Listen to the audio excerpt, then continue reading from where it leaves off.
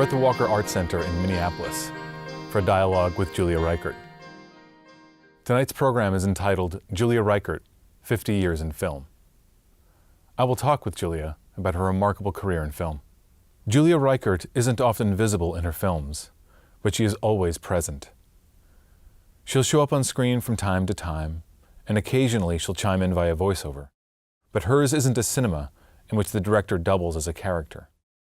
Rather, her character, the moral kind, informs every decision, every interaction, every long and hard-fought development of her work. If there's something or someone to be understood, she's in pursuit and paying attention.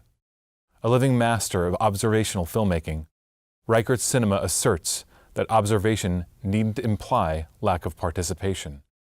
It's a cinema of attending to what matters, of attendance as assertion of what matters.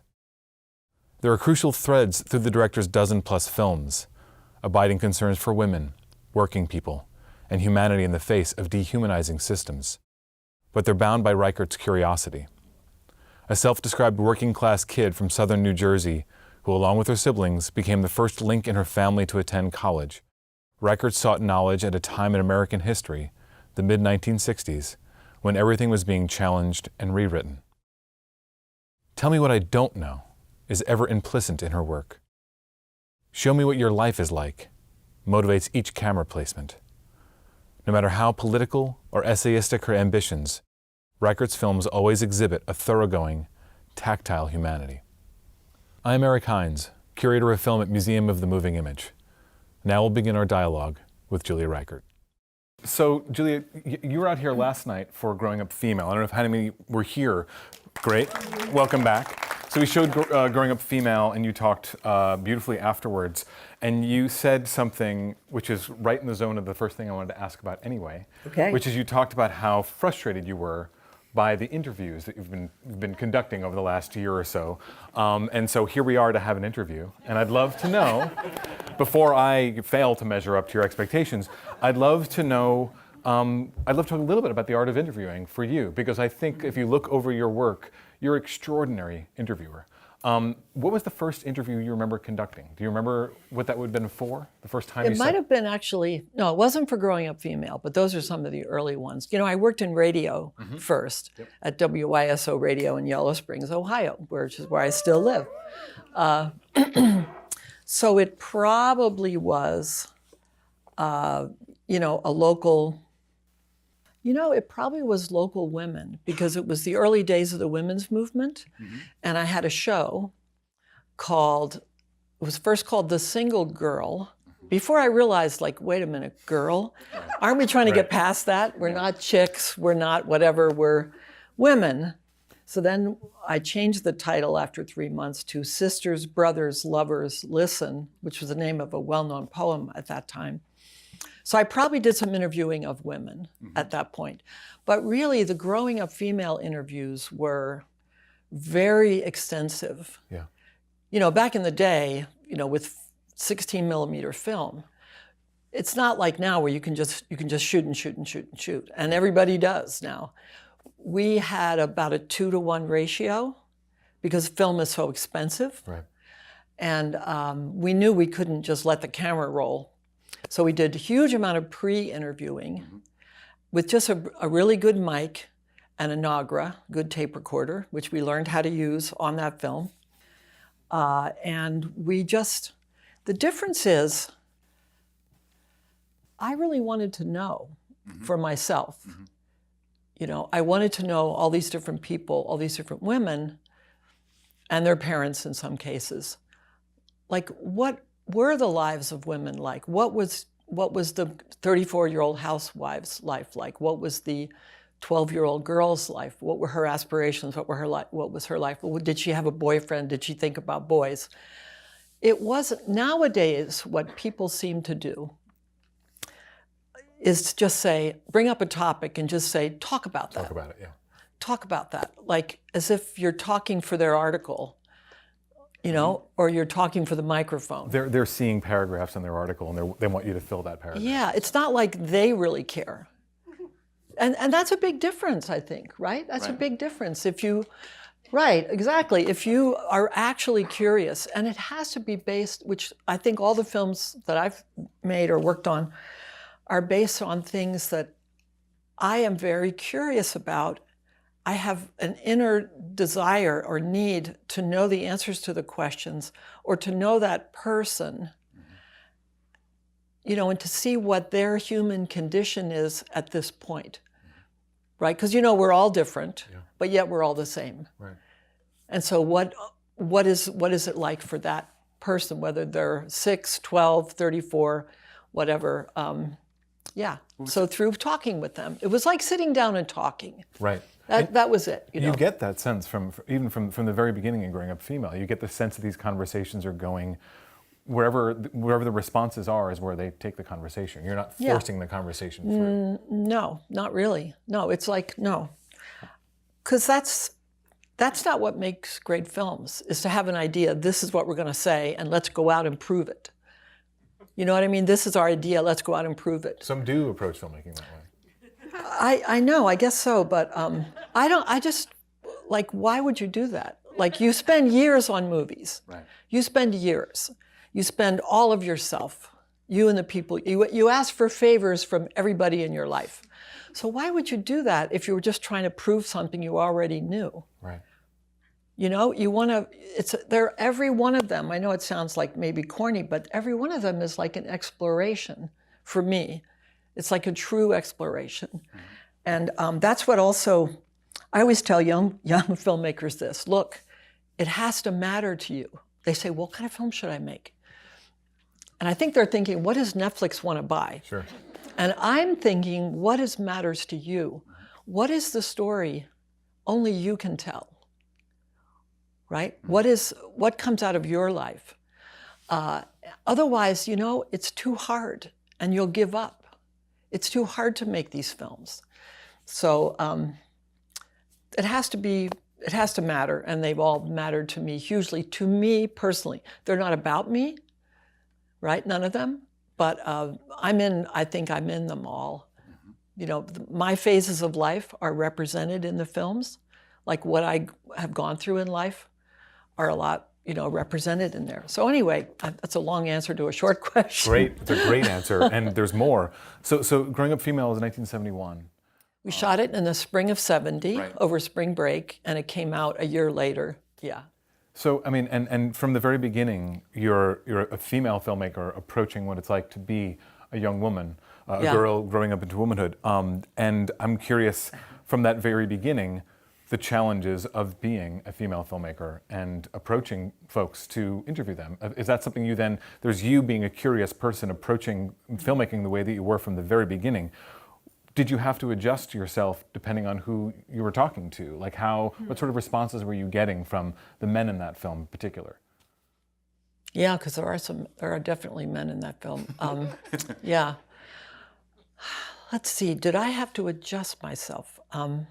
Is that what you mean? I'm curious if there's who you are and then there's what you're getting in response to people. Did you have to start in that point, and then also maybe in the first several films, did you have to adjust your method of talking to folks, or were you just always yourself and you got what you got? Oh, I see what you mean. Yeah.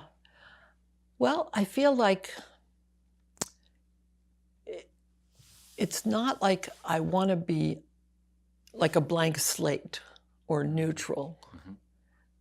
Right? I mean, I have my own life, my own, you know, partisan feelings and so forth. But I want to know, I really honestly want to know, it's not like I want to be neutral. I want to really know what that person feels, thinks, what keeps them up at night, what they fear, you know, what nooks and crannies of their life have shaped who they are. You know, I really want to know that. So that's the driving force, I think. Right. I'm not sure if that answers your question. But your curiosity in some ways maybe cuts through whatever resistance they might have had. Oh, for because a young woman coming to them and asking these questions. They can tell I actually am interested in them. I think that makes a big difference. I didn't go to the men and be kind of like, well, you're a man. Why are you treating your daughter like that? Or you know, the guy who teaches computer science, well, pre-computer key punch. Mm-hmm. I didn't say, well, look how you're treating these women students. I would never do that. I mean, I felt that, but I just wanted to know, like, well, what are the challenges of being a teacher of both boys and girls? Which are harder to teach, in what way, kind of thing. Yeah. I just, you don't go in, I just think you try hard not to go in with an agenda, even if you have your own perspective. I don't think I knew that back then. Maybe I was just a polite kid. Maybe it's just I was very polite. I don't know. So well, I know I guess you would describe yourself as polite, but you also describe yourself as kind of bookish, and you were, and a tomboy in many ways. Yeah. But I was wondering if before you were making films, you were somebody who asked a lot of questions too. Like when did it start? When did you, even further back from the first film? Oh, when did you start asking questions? Oh yeah, I was always a big egghead and wanted to know everything. Like when we traveled, which luckily my dad was a union man, and I know you and I have talked. Eric and I know each other already. We've known each other for a while. Not the first time. Yeah, and we've talked about our backgrounds, and you come from a modest background, and so do I. Right. And I think growing up, none of us could have pictured we'd be here right now. Yeah. I couldn't have, that's for it's sure. Impossible, yeah. No, it would be like way out of reach. But my dad... I didn't know places like this existed when I grew up. Well, I didn't either. Yeah. Well, they did it. I guess did the Walker exist in 1970? It did. Okay, thank you. I didn't know. So 1970 is when I graduated college. That's why I asked that. So in terms of, it's important to know, like we were a union family. We were a Republican family, but we were a union family. Right. My dad was a steward at one point. We went to the union banquet once a year, which my parents put on their fancy outfits and wore funny hats, and we all got to eat a big dinner around a table. Looking back, when seeing those pictures, I realized, oh, those were the union banquets. I didn't even know it at the time quite. But anyway, because he was in a union, we got to go on vacations. Being a blue-collar person, blue-collar, middle-class person back then meant if you were union that you could own your house. You got a new car every few years, right? You got to go on vacation. You could buy stuff. We did collect S&H green stamps. I don't know if you remember those. You're too young. I'm right? too young for that, but some folks in the audience those. know what that is. S&H green stamps, and we'd put them in the books and go and get like golf balls or I don't know, weird stuff. So you don't know about that. Okay. Anyway, we didn't play golf, but you might afford golf.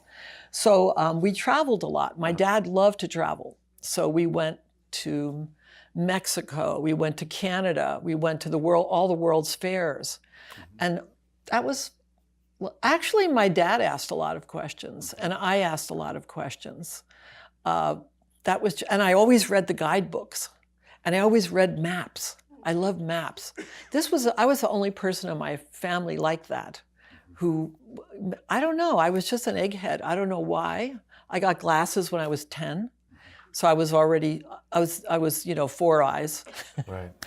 Back then, not that many people wore glasses. So I was a little bit socially isolated, I guess. Anyway, maybe that's a good thing. Well, it's just interesting because, I think it's really crucial because there's stories that folks may have in terms of becoming filmmakers where they went to film school or, there was a certain pathway that they were curious or they voraciously watched movies at the age of 10 or something like that. But the notion of coming from a working class background, but asking questions from early age, exploring. You wouldn't think that the sort of biographies of your parents that you would have been people who've been exploring so much, but you were. And that seems so important to... I think it was partly nature that we lived in a fairly rural area and we went every summer to the shore. So I wanted to learn all about fish and clams and stars and birds. My dad, we didn't have any books in the house at all or pictures, but at his grocery store, he was a butcher. There were these little pocket books, I don't know if they still have them, like one would be birds, one would be the stars, and he would bring those home to me. And they were kind of like the rotating display in the... Probably, I don't know if I remember seeing them, but they were just these little books, color, and you'd read through, and those were the books in the house. Mm-hmm. That and Reader's Digest, we did have that, and I loved Reader's Digest. Sure. So yeah, I don't know why, but I was just very questioning and wanted to learn about the world, and my head was always filled. I also couldn't sleep. I was an insomniac, and I used to listen to the radio at night. I was an insomniac too. You were? See, we never talked about that. Anyway, but you were an insomniac, so you listened to the radio at night. Yeah, I turned the radio on. I always shared a room with one of my brothers until I went to college. Till I was 18, I shared a room with, not only a room, but a bed. Wow. A double bed with my brother. But we listened to, oh God, what was that late night guy who was so amazing? Gene Shepherd. Gene Shepherd. Thank you, Steve. Gene Shepherd out of New York City. And he told these weird stories and played weird music. That and Mad Magazine, right? We're like the window, in, right? Mad Magazine, Gene Shepherd, we're like, that there was another world out there. There were these weird people out there. It was way before the 60s, which, you know, but I think all those things. Well, I want to talk, for those of us who were here and saw your incredible talk about growing up female, I don't want to cover all that same ground. Yeah, of course, no. So we're not going to watch a clip from that film, but I do want to get us there, which is, I'm curious, so you told the story about going to Antioch. Antioch College, yeah. So I know that you went from New Jersey, southern New Jersey, to Antioch in Ohio. In a sense, you haven't left, and I'm curious. And I'm curious about that move, and because I'd love to move forward in your filmography, but it's interesting how that's a major thread about that area of Ohio, and so I'm curious about what anchored you there. Oh well, first of all, Antioch College definitely changed my life. There's no question about it. That whole sense of like, you can do anything. You can do it yourself, you know, and you go out on jobs all over the country and you see the world. I think ending up in Dayton, which I did for many decades, it was before we moved back to Yellow Springs, that came about because all of our kind of lefty friends were basically moving to either Cambridge, New York City, Berkeley. You know, they were going to all those comfortable spots for lefties. And so we sort of felt, we were young, we lived in a commune, you know, and all that. Young people discovering, you know, the Black Power movement and the anti-war movement, the women's movement and all that. We said, you know, there got to be some of us who stay here, you know, in the Midwest. Yeah. And actually there already was a movement there, which we hooked up with and we got to know. There was an underground newspaper, there was the radio station.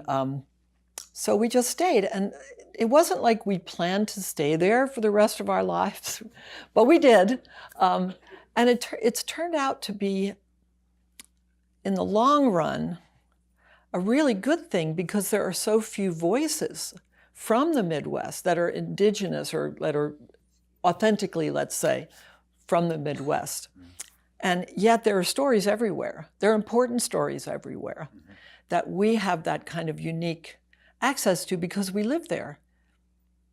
I mean, if you look at almost every one of the films is based in and around Dayton, Ohio.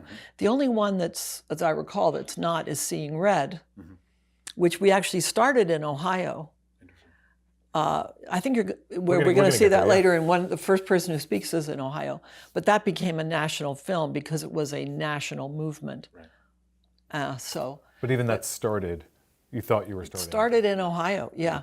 I think it's like, you know, of course I have a ton of friends in New York, you among them, and LA and San Francisco. But getting to know, I mean, nothing against them. I mean, I think it's great that people, for instance, like go to Afghanistan to make a film, you know, or go to Central America to make a film.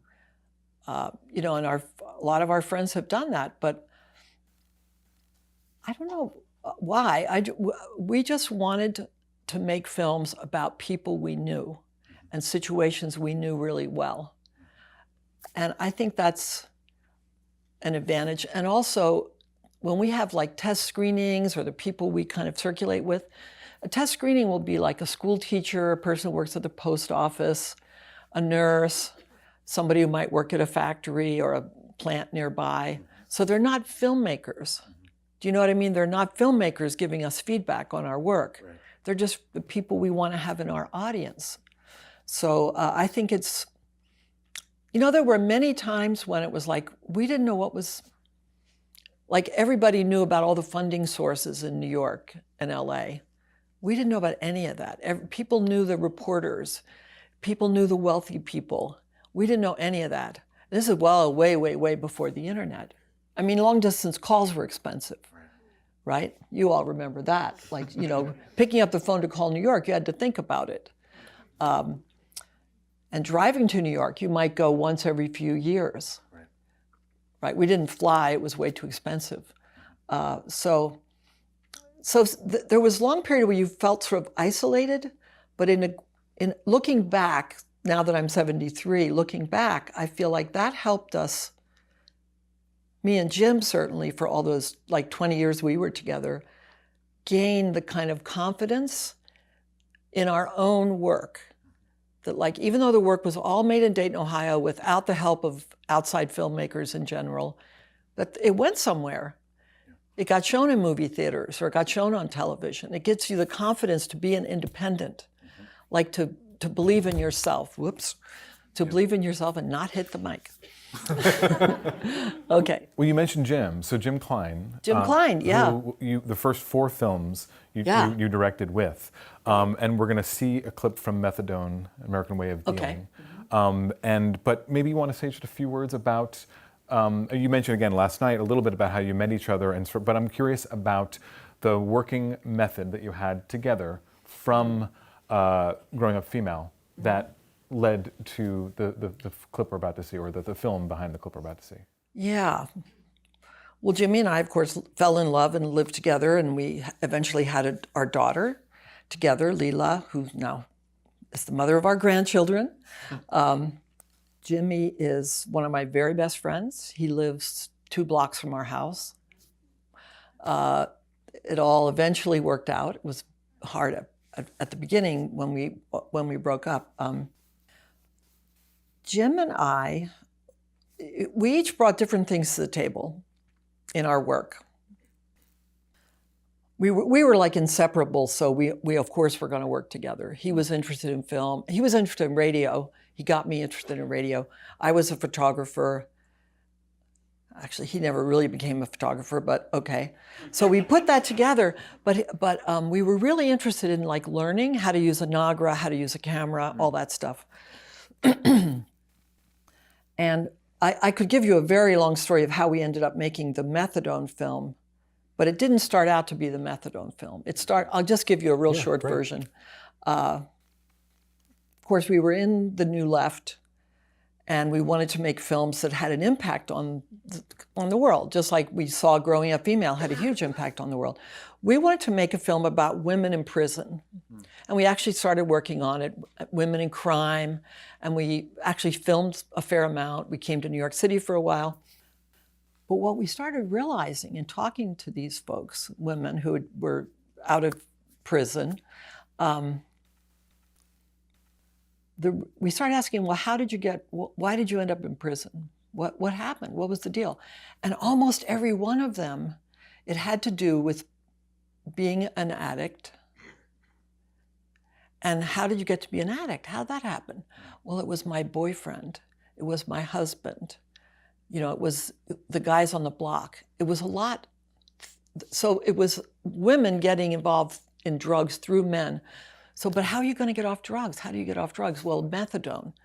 So one line of questioning of many, many people led us to realize the real issue is the drug problem in the US. And there seemed to be a real conflict about how to deal with it, just like there is now. It was a different phase of the drug wars, right, or the heroin addiction, the early phase in the 70s, the early 70s. So we ended up deciding to make that was the more important film to make. So that's how we got to make Methadone. Jimmy always took sound. I always did the interviews. We worked on our questions together. But, and in that case, Methadone, if we're going to look at a clip of that, I would say, from our experience with Growing Up Female, where we had a male cameraman, and you remember we talked about how he would shoot people like this? Right. And he shot the woman who didn't wear a bra, like he kept shooting in different angles at her, trying to get in what was going on in her shirt, you know. It's like never again would we have a male cameraman. And also, And also I realized I had to look through the lens to see what was being shot. You know, because everybody looks terrible when you shoot them like this. So it was terrible. So Alicia Weber was our camera person. She had been an Antioch student with me.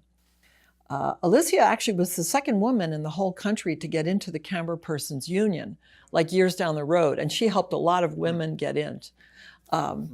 So I think she did a great job of shooting the film. And Jimmy and I edited together. Yeah, we pretty much edited that film together. We didn't start doing separate jobs until Union Mates, which we could talk about later. So let's maybe start by looking at methadone. A little bit. Well, I don't know what you've chosen, but we'll see. Okay.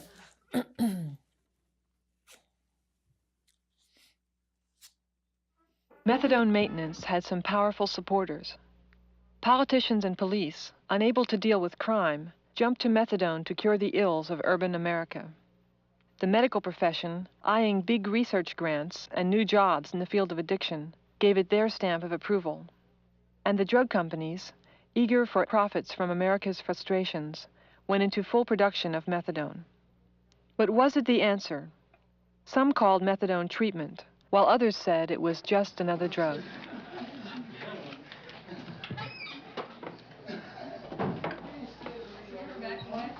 In the past, I think we've had very often just a filling station operation with some methadone programs where physicians were just passing out methadone and providing nothing else. And that's not true. This has now been eliminated with the new FDA regulations. Dr. Bourne is Assistant Director of the White House Special Office for Drug Abuse, created by President Nixon to set drug policy for the entire country.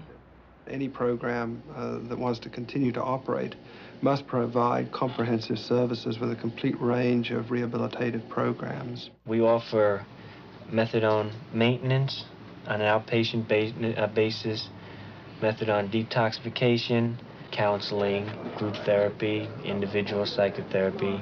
We're addicted worse now than we were when we came in here. You mean you think short-term junkies like you are going to suffer more?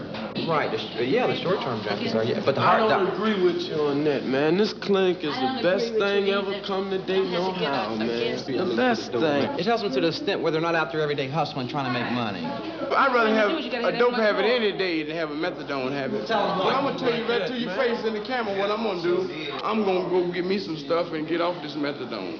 And then come back and drink it for a day and I'll be cool. To be better off taking methadone, cause the stuff they get ain't that good no more. Like, you're just giving your money away. I'd rather get the free action than to spend my money. All they have to do is come out here and take it detox for 30 days and go on back home. You ever tried that? They don't have to. I done did it many How many times? times. All right, you did that. How many times have you been readmitted to this program? Because I like to shoot dope. That's why. And every time. You've been out and you come back into the clinic? Yeah. A number of times. About 5 or 6. Why don't you stay off? Well, because I like to shoot dope. I'm going to be honest about it. I'm going to shoot it long as I can get it. What I want to know is, how has methadone helped you? It gives me a chance to get myself together after having a stuff habit for so long.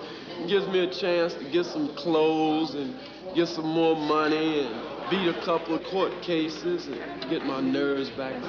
How long have you been shooting drugs? Oh, about 7 years. You've been shooting drugs for 7 years? And this clinic been here 2. So the first 5 years was really hard, you know. So that's why I said this clinic is the best thing ever happened in Dayton, Ohio. You just come here and take your drink. You get no therapy, no counseling, or nothing. Well, how about him? How does he prove your point? The only way he gets off of methadone is to shoot heroin. The only way he gets off of heroin is to take methadone. He's going in a vicious circle. He's never going to be drug-free. And it may take as much as 6 months or a year to completely change his lifestyle to one that's stabilized, that's free from the use of heroin, and where he perhaps has a job and is productive, is no longer involved in criminal activity, and has a gratifying relationship with his family, whether it's his parents or his wife or whatever. Does methadone actually stop a person from wanting drugs?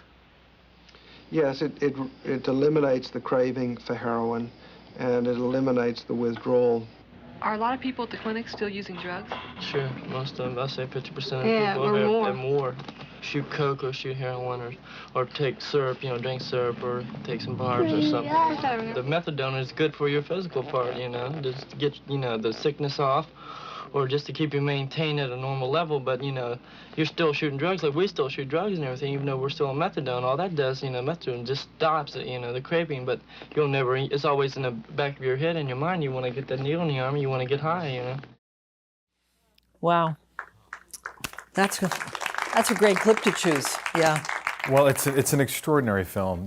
I didn't see this film until a few years ago. I knew your filmography. It's not something I knew to see or to seek out. It's an extraordinary film, and I think that clip sort of does represent a bit of the territory that you're covering there. Because if the clip starts with this basic archival footage or sort of news footage introduced. This is about 15 minutes, 20 minutes into the film? Something like that. A little history, the little section of the history of methadone. Pops up, so we've met some people, we've worked through here, we've been introduced to the environment, but then this kind of pops up, this little very quick, let's catch us up to the issue at hand.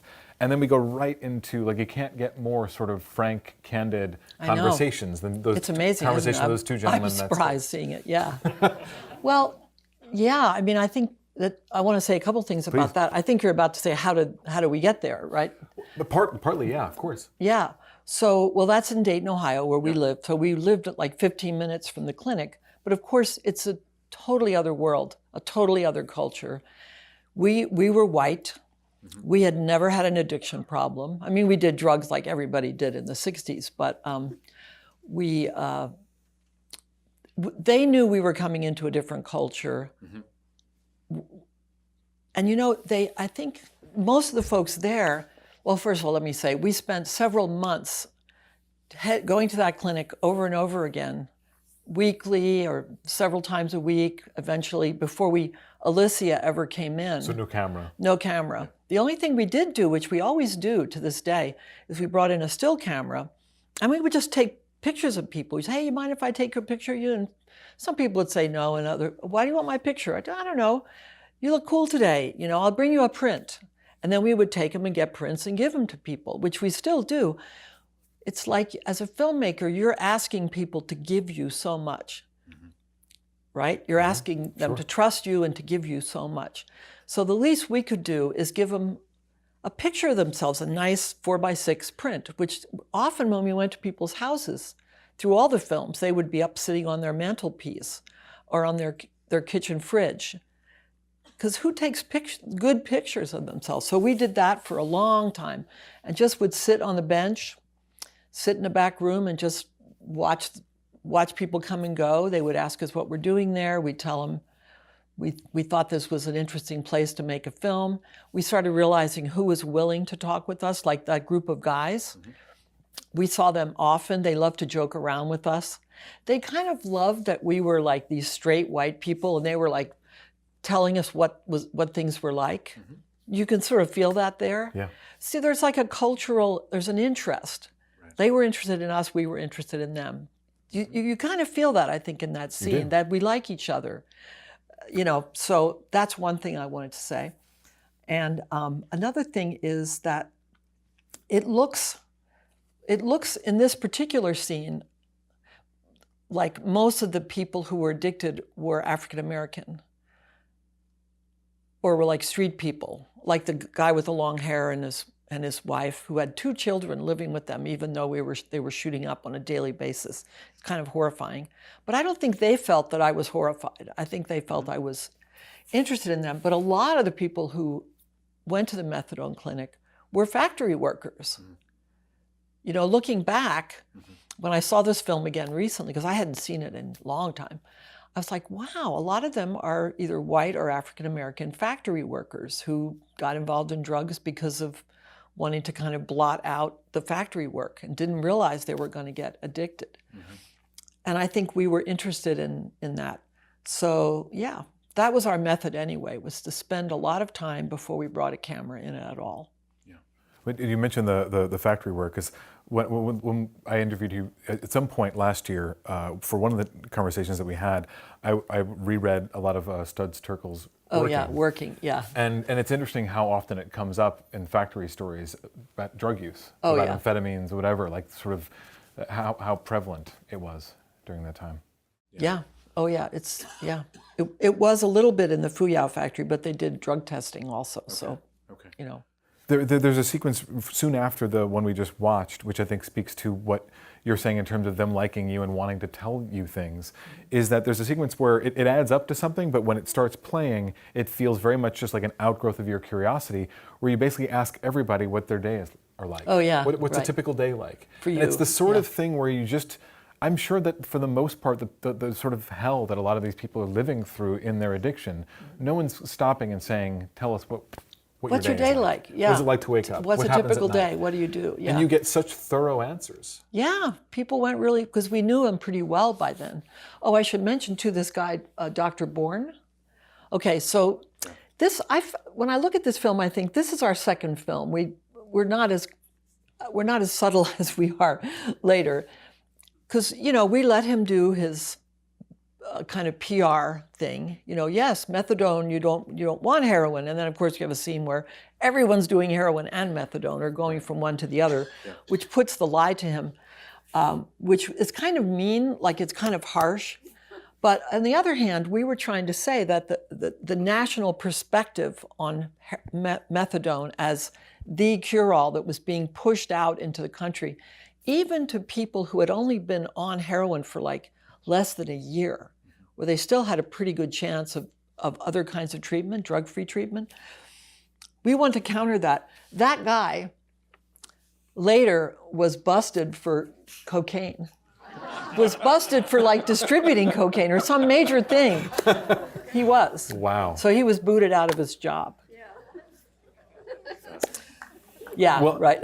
but I think that this, I understand what you're saying, but it's a really beautifully edited sequence, because though you're putting the lie to what he's saying, you're also giving him space to say what he's saying. Right. You're not just simply not including that point of view at all. And I think that's, Oh, yeah. Growing Up Female does the same thing, where like you're coming from a certain place, and yet you also let the dad speak. You let sort of people chime in, Yeah. whether or not you love what Agree they're with them. saying. Yeah. You're letting it sit there. Well, some filmmakers, like Mike Wallace, Mike Wallace, like he hammers on people and he really has a point of view. And a number of filmmakers have that. I won't mention any names. I think they're mostly guys, actually, now that I think of it, who like are really clear on what their point of view is. But I don't think we don't have a point of view. I think it's more like we try to have it revealed through the scenes we capture and the editing, and we try to find like what's the truth. And so that guy is basically, he knows it's not true. Yeah. I think he knows he's not so far up in Washington that he doesn't know what's going on. Sure. Well, I can't even, it's hard. Maybe he is, I don't know. Yeah. So anyway, yeah. So let's go to Union Maids. And yes. And I'm curious. So there's a phenomena. Maybe it existed then too. But I do think that there are more documentary films that get made these days. And sometimes documentary films get made about subjects we kind of know about in advance. Often they're celebrities, whatever, and you kind of know what the deal is. But then somebody tells the story, and maybe it's effective, and you know to go to it because you've heard of that story. Union Maids strikes me as one of these situations where you're actually telling a story that simply hasn't been told. Yeah. And so it's that much harder and more challenging, I would imagine, to do the work to get to the point of telling that story. So what is the backstory that leads us to Union Maids? That makes it sound like we were really, really smart. I think it's like, no, I don't think so. We read, there was a book called Rank and File that's written by Alice and Staunton Lind, a couple who live in Ohio now. And the book is 26 interviews with rank and file labor organizers. I think 26. 3 of them were women. And a friend of ours who was also in the left, we were in an organization called the New American Movement, NAM, which is a precursor to DSA, actually. Anyway, Miles introduced us to the idea of doing this film. And we thought, yeah, let's go meet them. They all lived in Chicago. We did no research other than reading their interviews in this book. Alice or Staunton Lind made a phone call to each of them and said, you want to talk to these guys? No, it was really we didn't, it was not a big deal. We had, we shot on 1-inch open reel video, which actually was obtained from here in Minneapolis from the public access channel. What's it called? Twin City Public Access? University Video. I forget what it was called. UC Video? Does that sound familiar? Okay, that sounds like it was, yeah. A guy named Steve Kulzicki. You know, they got 2 decks, 2 cameras, 2 tripods, loaded it all into a station wagon and drove it down to Chicago. We drove up from Dayton. We literally met those women and did the interviews the same day. No, I'm not kidding. We just thought it was going to be a little video that we were going to make. We did no research on history or anything like that at that time. We just shot the interviews. It was kind of like sitting at their feet and just as elders and just say like, well, what happened then? And what happened then? So that was it. 2 hours each, shake hands, meet, sit down, light the thing, and let's go. Well, that was how it started. Yeah. But then a lot more happened after that. So let's get to that. Let's see watch the Union clip of Maids, Union yeah. Maids.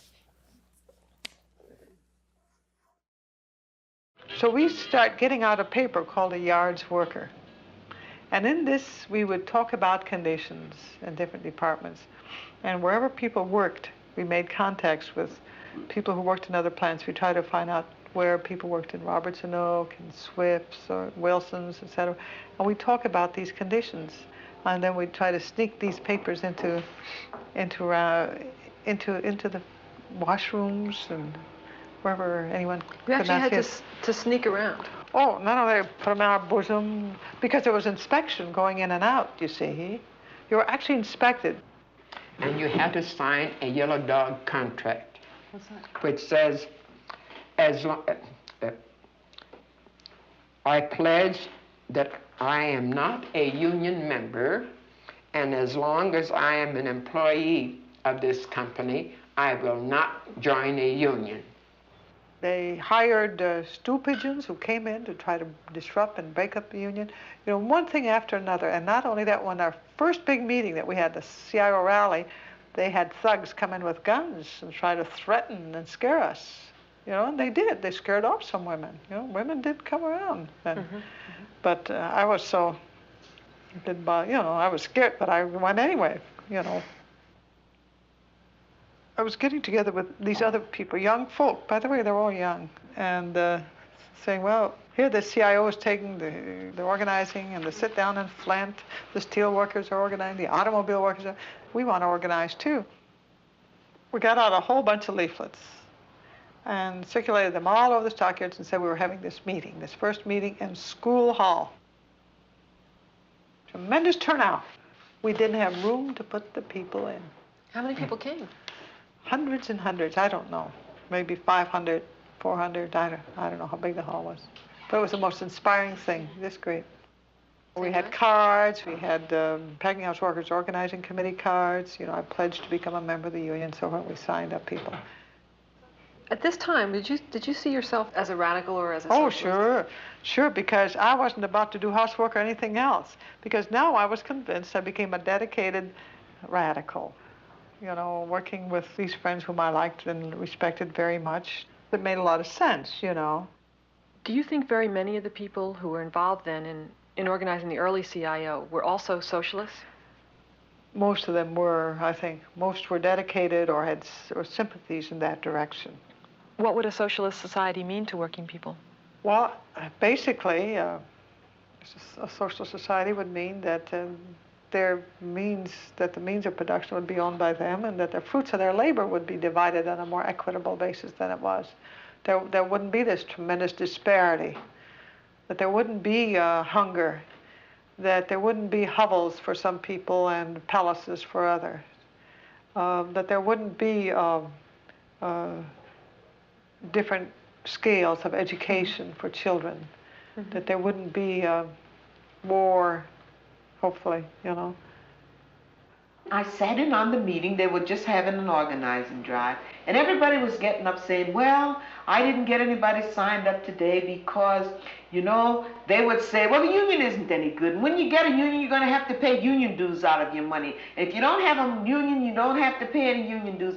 And they talked, and I kept getting so disgusted. Here these people trying to sell the union, and they aren't saying anything but what the workers are telling them. They're not telling the workers anything. So I held up my hand, and this guy recognized me. I took the floor, and I said, you know, at the rate you're going and what I'm hearing here tonight, you just ain't never gonna get a union in this shop. If these people here are the ones that are trying to get the people to sign the cards and join, they just are not, because they're not selling union. They are letting the workers sell them no union. Why don't you? Nobody has said. Now, what is the union going to do for the workers when it gets in there? What are you going to do? It said, well, we're going to fight for more wages, better working conditions. We're going to fight. And they had grievances about something in the washroom. We're going to fight to straighten all that out. I said, did you tell them that? He said, of course. I said, why don't they tell the workers that? And I was really elected steward that night. And I think I signed up about 5 members that very first night. Look, I mean, you're not working on this assembly line if you don't join the union system. Please, let's get together. We shall not be moved. We shall not be moved, just like a tree that's standing by the water. We shall not be moved. Okay. So you left off by saying, and then it became something else. Oh, yeah. Like afterwards. Yeah, Right. afterwards. So you got those interviews, and then it became something else. Yeah, like really listening to the interviews and listening to their stories. And don't forget, to me, these were like, I'm a working class kid. My dad was in a union. Did I learn about unions? Did I learn the history of labor? Was that ever even mentioned in class? No. Right. So I guess I felt like, you know, we need some stills. We should kind of expand this, not just have it be. It's funny because that particular clip just doesn't have any of the archival footage in it. It has some stills. Yeah. And you can see the difference between the 1-inch video and the stills. The stills look way better than the 1-inch open reel video. But you hopefully forget about that as you're watching the film. Well, you do actually. I think you really, really do. You do forget about it. You know, yeah, this film got a rave review from Vincent Canby, you know, and it's 48 minutes. I don't know, you know, got an Academy Award nomination, which was completely amazing. But here's what happened. Yeah. So we knew we needed stills. So I started, you know, I'm a big nerd and researcher, and I love to read and look for stuff, and I started finding these stills. And then I started, like, I'd see pictures of women holding rifles or women holding sticks with National Guard, you know, and it would say Gastonia, North Carolina, 1932. In the picture in these labor history books. And I would say, what the heck happened in Gastonia, North Carolina in 1936 or 32, whatever it was. And so I would have to look that up and look that up. And then, for some reason, we decided we needed some moving footage. We went to the National Archive, the Library of Congress in Washington, and found this treasure trove of visual history of America, right? That had been sitting on shelves since the 30s. And this was the 70s. Yeah, so it was like old footage. And we started gathering it and putting it in the film. Mm-hmm. So what would happen is we'd have a test screening in front of the Steenbeck, right? And so people would be talking like what you see here, you know, interviews and then stills. But as soon as there was moving footage, people would just like go like this, would just like sit up in their chair. So we realized we had to get more and more of that moving footage. And I got really interested in it too. Mm-hmm. So that's how the film kind of evolved to be a much more lively film than we thought it was going to be. Yeah. Well, it's also interesting too, one of the things I really love about this film is though it's like literally just sitting at a table with these women. That's it, right. They become such full characters. Their manner, their way of speaking, their way of telling stories, what they're like. They're not just interview subjects. They're characters. And you must have, and that came alive, I guess. Yeah, and we didn't know that. Yeah. They were amazing storytellers. These three women, when we went to make Seeing Red, we realized how hard it was to find people who were as good as they were at telling stories. Actually, we did. Yeah. They were, probably because of what they had lived through. I think if you live a life of, like they all did, of purpose, but also of like stepping out, of doing the embarrassing thing, of doing the hard thing. Like she talks about speaking up in the meeting. Well, they all talk about that. It changes you. You know what I mean? It's like you don't just live a narrow little life. They lived a larger life. And that made them, I think, partly great storytellers. There's that moment where she talks about, I don't remember the names of the characters, about being a radical. And you ask, I'm curious about why you ask in that moment. Oh, did you see yourself as radicals? Yeah. Oh, right. Probably because we saw ourselves as radicals and we didn't know whether they were kind of union activists or whether they saw themselves as radicals or even socialists. So I decided to ask them. I asked them all. And it was so, I don't know if you noticed how she hesitated. We were all dedicated radicals because what we didn't know, we were just so ignorant. I mean, really, I can't believe it to this day. They were all in the Communist Party. They were all in the Communist Party. And we didn't, one of them writes an article to the Daily Worker. She talks about being a socialist. Well, a socialist in the 30s was probably going to be in the Communist Party, right? But this film led us to make Seeing Red. And how that happened was, like a lot of these films, it just sort of happens. It's not like you sit around thinking, what should my next film be? You know what I mean? Some do, yeah. But you don't. You don't work No, that way. we don't. It's like something, like we didn't see ourselves as filmmakers until after this film was done and people started calling us the filmmakers. It's just like things happen and you think, we have some skills, we have some equipment, So we were sitting around at the premiere of this film, Union Maids, in Dayton. And we were all sitting around having a beer afterwards at our commune where we lived, our collective house, which was a media collective. And these three women were like talking late into the night, and they started talking about the party. Like, remember the days in the party? Oh yeah, wasn't he in the party? Oh yeah, he was. And remember that? And we were like, what party? What are you talking about? Believe it or not.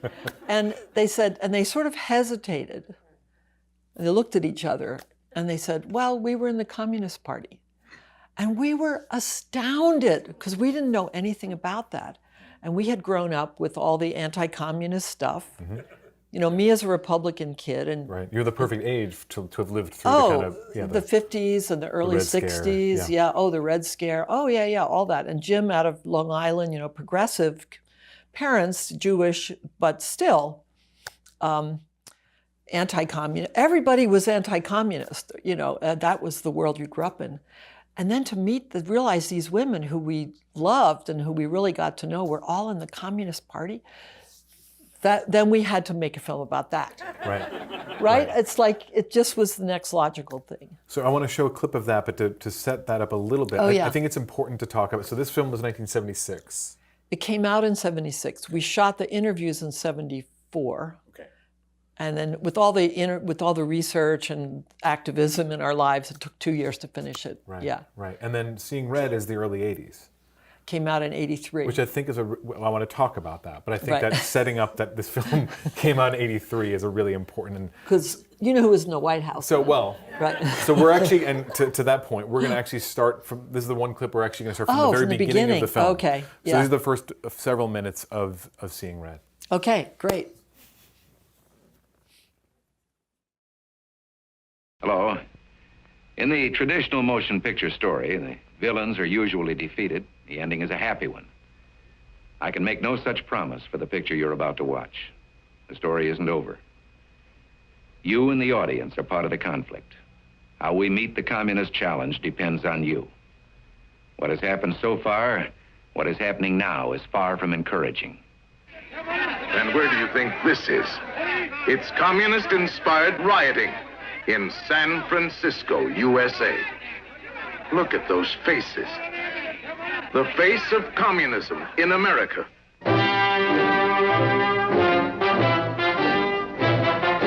Ladies and gentlemen, Mr. Herbert Philbrick.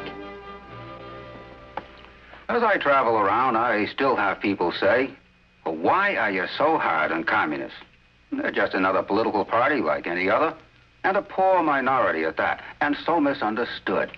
Well, we don't want them misunderstood, and that's why we're making this film.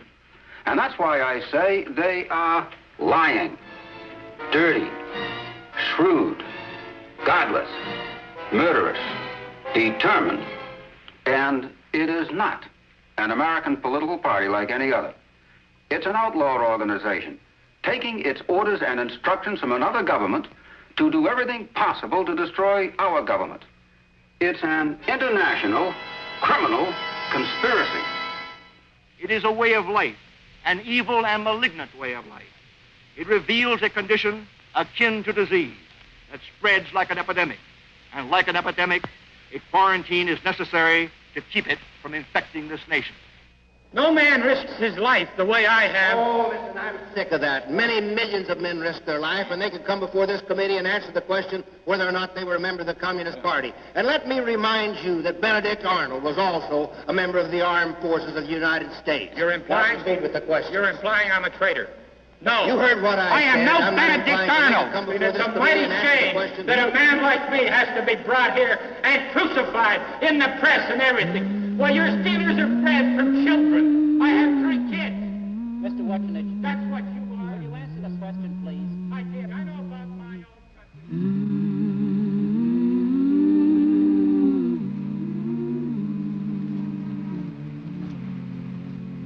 country. Hi, remember me? I'm the person who's doing the film.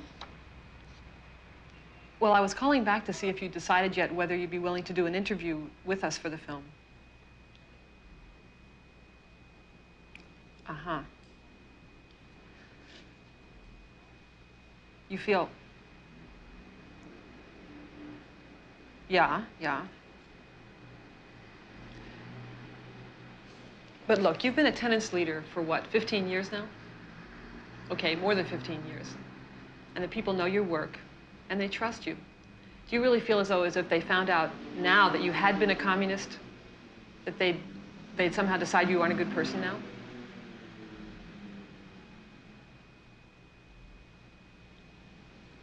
Yeah, I know I realize it's a risk. Uh-huh. Okay, well, that's your decision. It was a decision I had to make. A lot of work I do is either federally or state funded. So, you know, they might say, well, we can't have a known communist. But then I said, if I die, why shouldn't there be a record? How could I have been so good when I was active and be so bad because I tell them I'm a communist? And I felt that I owe it to everybody who knows me to know who I was and who I am and why I'm doing what I'm doing. It's not easy on friends and family, but I really believe it's better to put your cards on the table. How did you feel sort of proclaiming to the world that you are part of the communist Well, movement? while you were gone, Ben and I talked about that. Oh, really? Yes, we did. We feel like a lot of people are going to be surprised if they find out. And I feel those who know us and like us, it'll be real good that they find out if they don't know. How about those people who might feel negative? Well, tough shit. I mean, that's how I feel now.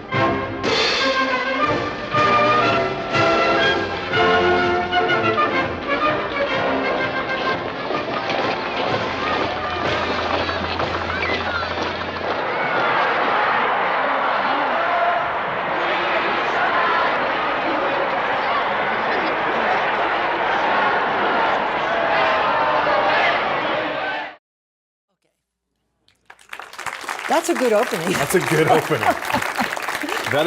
That's how you open a film. That's really something. Because it really just, you set up those stakes. You set up like, this is the world that leads us to this moment. These are older people who are still, it takes some convincing to even talk about their lives and who they are. Yeah. And so, but we had talked about this backstage, but how this is the one film that made outside of Dayton, but there was one couple here in the beginning that was in Ohio. The tough shit lady. Well, this is how it all started, actually, is, it's not easy to get someone to agree to be in a film about the Communist Party, and we're talking the late 70s still. Yeah. And so the first people we interviewed were those two folks in Cleveland, and we had gone to school with their son, Mike Gray, a couple years older than me, and he said, I'll convince my parents.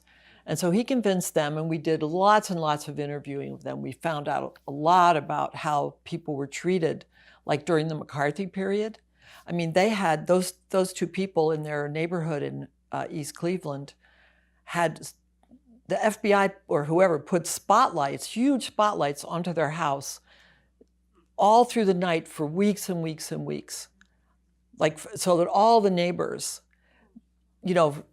found out, like she says, tough shit, but, anyway, so we started with somebody we knew, and then they made phone calls to people in Chicago, and the union maids, women who were all in the Communist Party, also made phone calls, because nobody would talk to you unless you were vouched for by somebody else. You don't just pick up the phone.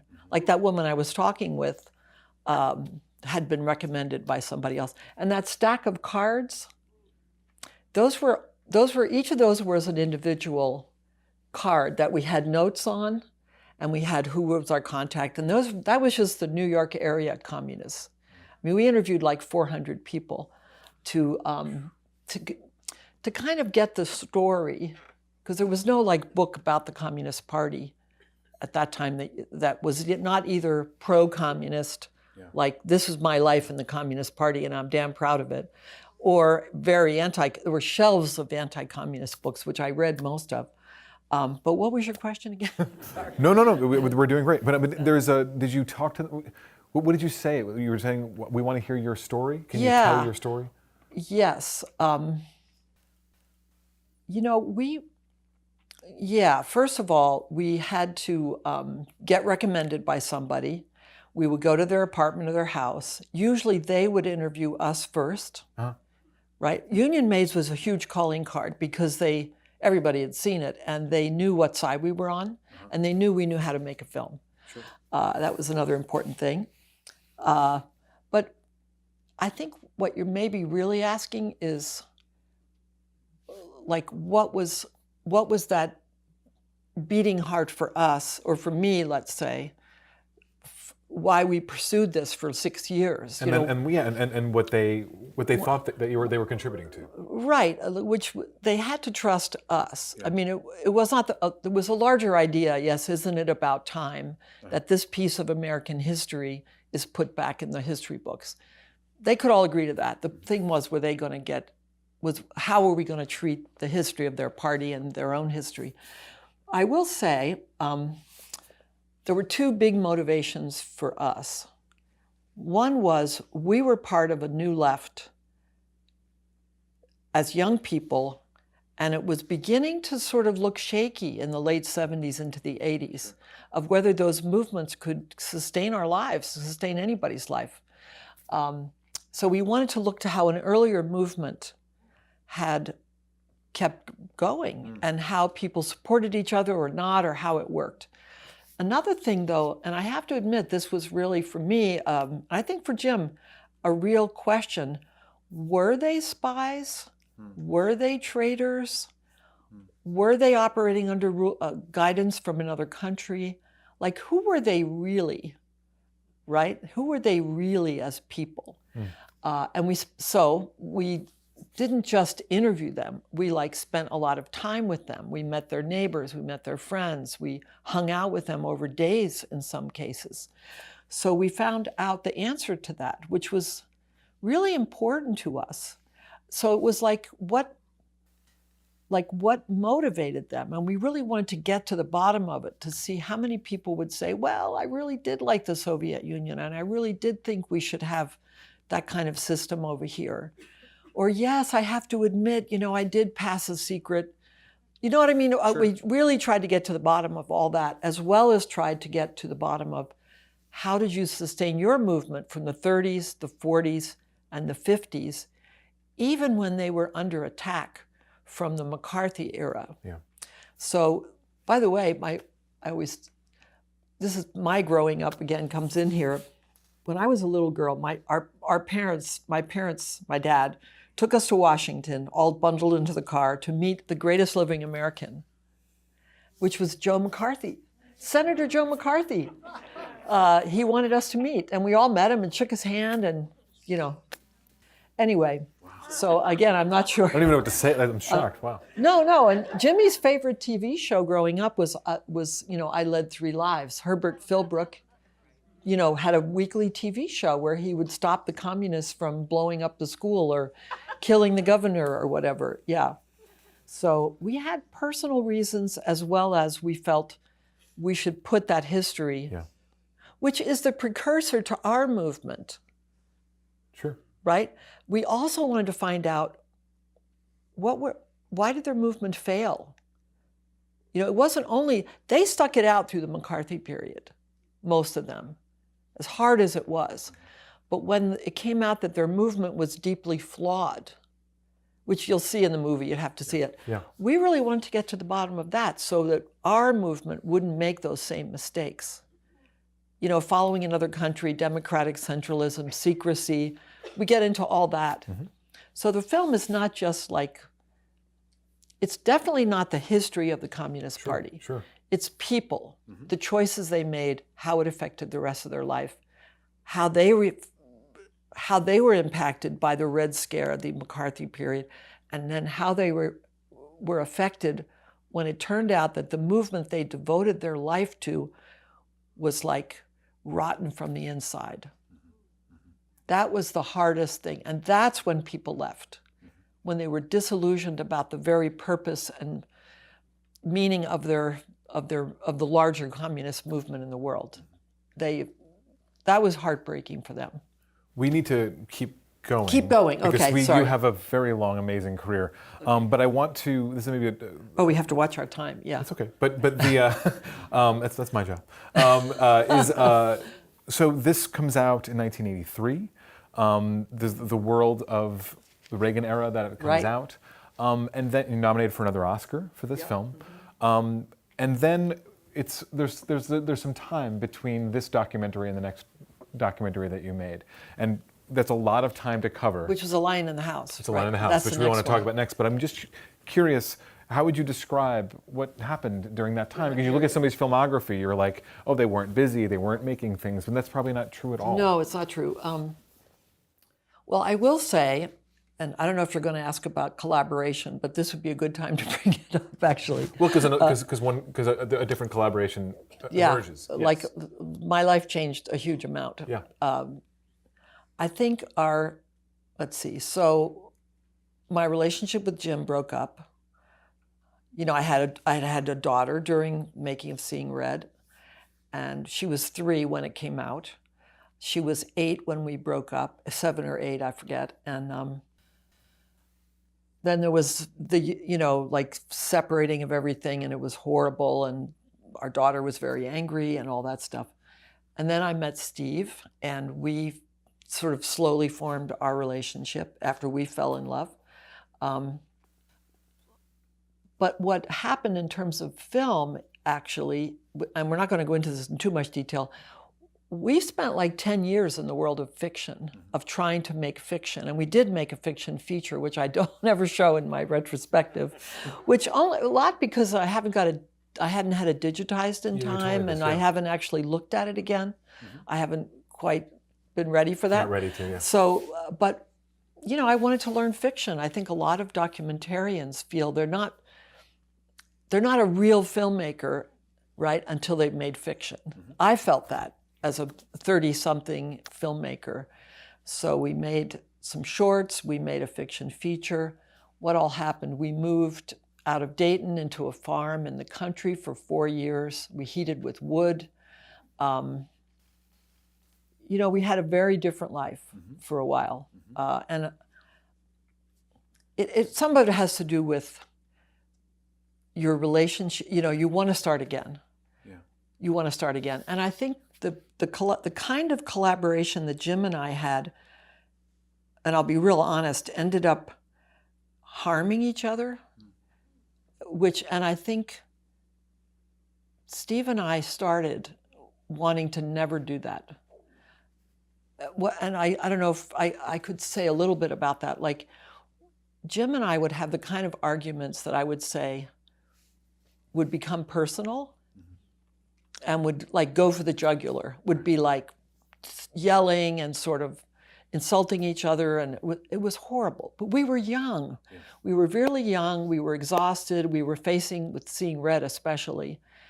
Our first color film, a feature film. We wanted it to go to theaters. It was a big deal, not like the 3 before, which were little black and white films, you know.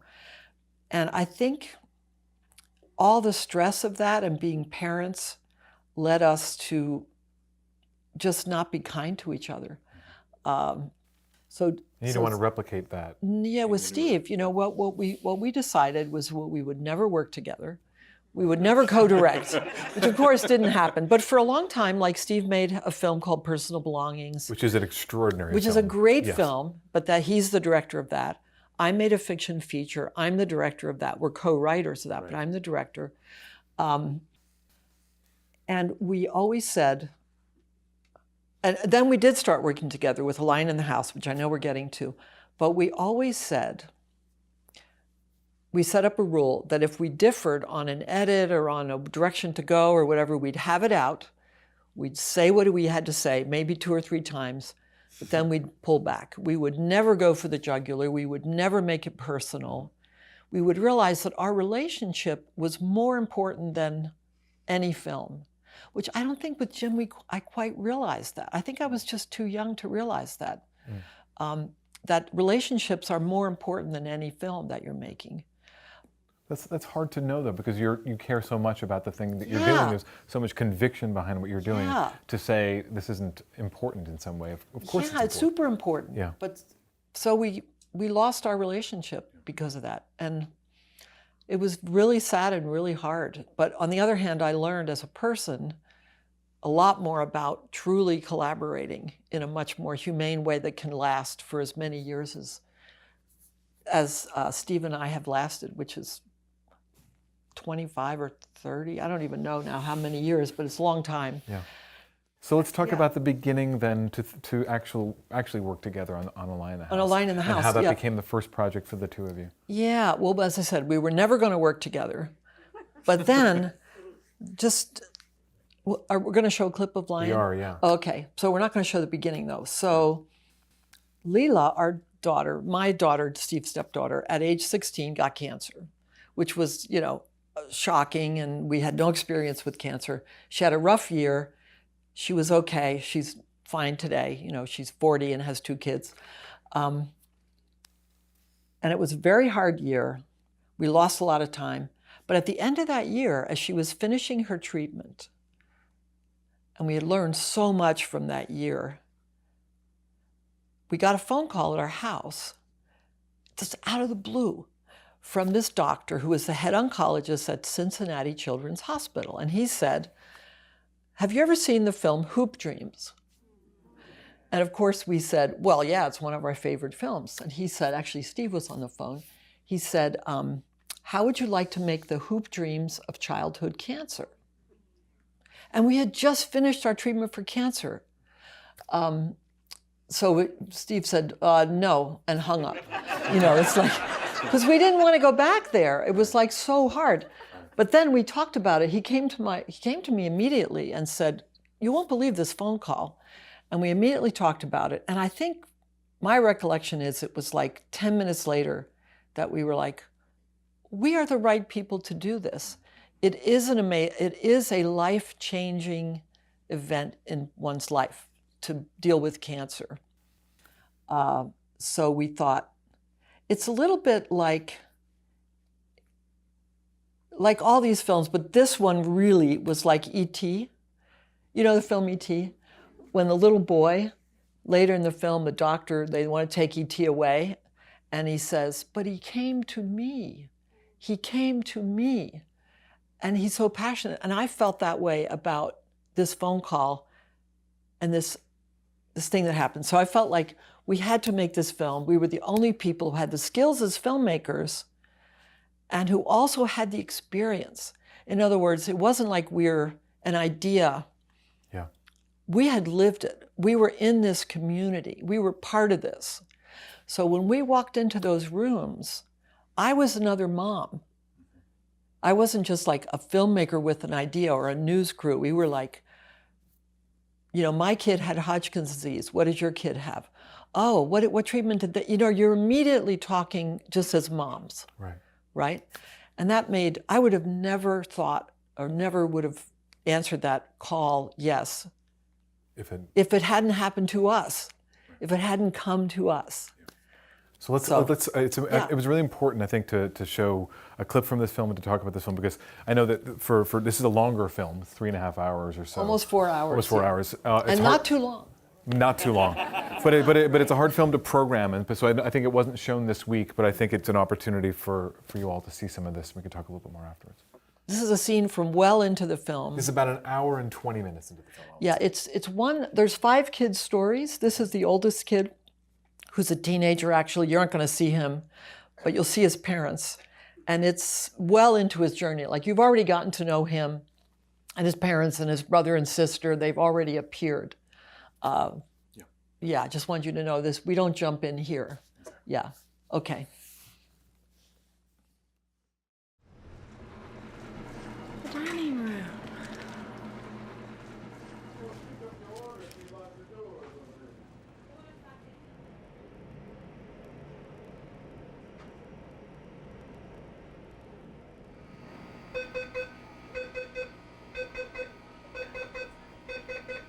If the oxygen saturation in Justin's blood slips below 90%, it's dangerous.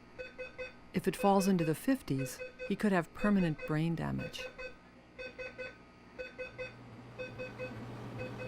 I have a 20-year-old patient who desatted very acutely down to the 50s.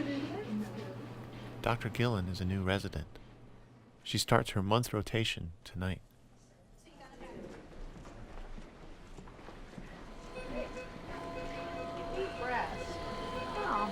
They dropped at like 57. Goodness. Yeah. I was just saying how good you were. Inhale, exhale. Inhale. Because Justin wants everything done, the staff feel they have to move him to the ICU. Where we are right now is sort of at the maximum that can be done here. Right. We're there. I know where you're coming from, but I don't think it would be of a benefit as of yet for him. Mom doesn't want him to come up right now, so that takes care of that. Right. He is full code status, intubate, full everything. We can't go any further than 15 liters. Right. He shouldn't be down here on 15 liters. Jack wanted him up an hour ago, and she said no, she didn't want him back up there, but she wasn't going to change his code status.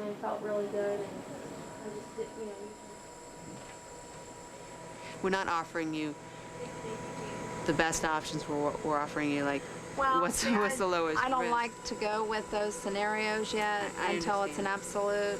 I understand. I can't imagine being in that situation, and I understand that. That's fine. So we're there. Okay. An hour later, Justin has stabilized. Do you think his mind's going to come back? I don't think his mind's going to come back. Well, I think the decision pretty much is if he acutely desats again, he's going upstairs for BiPAP. And if Mom refuses to send him upstairs again, then she needs to change his TNR. She needs to change his resuscitation status.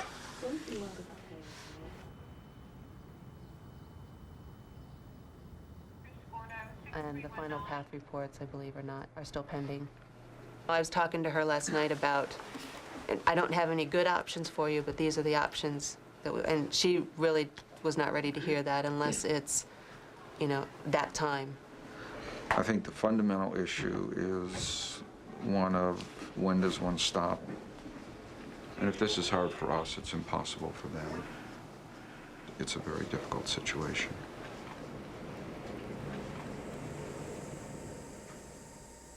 We weren't there just to make him comfortable. We were there to save our kid. It was a commitment to him to do everything possible.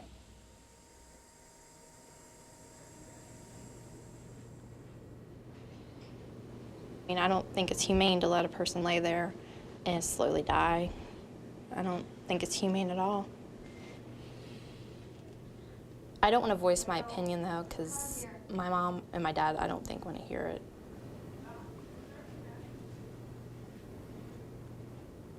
Adam feels the same way about what we think they should do. I don't know, I just kind of keep my mouth shut and go on.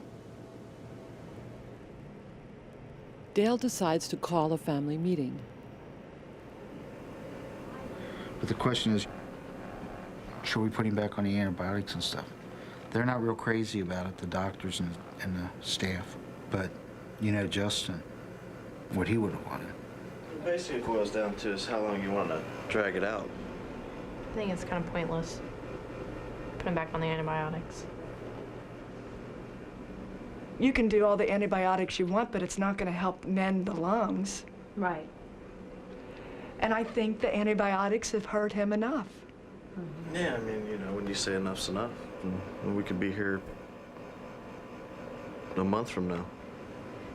You can't keep him asleep forever and keep pumping him full of stuff for a month. That's just not humane. I think they should just let him like he is and let him go peacefully instead of putting more crap into him. The question I got too, if Justin was sitting there and it was somebody else sitting in there, what would he say? Can't really answer for Justin. No, what would he say? What did he always say about all that stuff? To keep going. Yeah, but I mean, if he thought that there's no chance to do anything, I don't think you'd want to just keep on going like that, though. And he's comfortable now. Yeah. We'll wait 2 days. We'll discuss it again.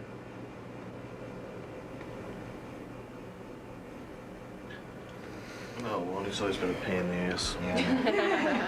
Old him, too. Yeah, Man. Make an alcoholic out of you, that's for sure.